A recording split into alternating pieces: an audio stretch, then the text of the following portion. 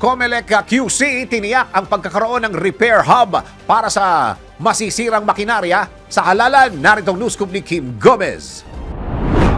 Siniguro ng Commission on Elections Quezon City na aayusin nito ang mga makinaryang gagamitin sa 2025 midterm elections sakali mang masira ang mga ito. Ayon kay Attorney John Fajardo ng COMELEC QC, bahagi ito ng kanilang contingency plan sakaling may masirang bagong makinarya sa halalan. Dagdag pa ni Attorney Fajardo na kung may masisira mang makinarya, una muna itong susuriin ng mga technicians na itatalaga sa mga paaralan kung saan i-report ito sa main office kapag nakumpirmang hindi gumagana at dadalhin sa repair hub upang ayusin o palitan kung kinakailangan. Una nang sinabi ni COMELEC Chairman George Erwin Garcia na sa kauna-unahang pagkakataon ay magkakaroon ng mga repair hub ang poll body sa mahigit 100 lugar sa buong bansa. At yan ang news scoop. Kim Gomez, nagbabalita ng tama, naglilingkod ng tama.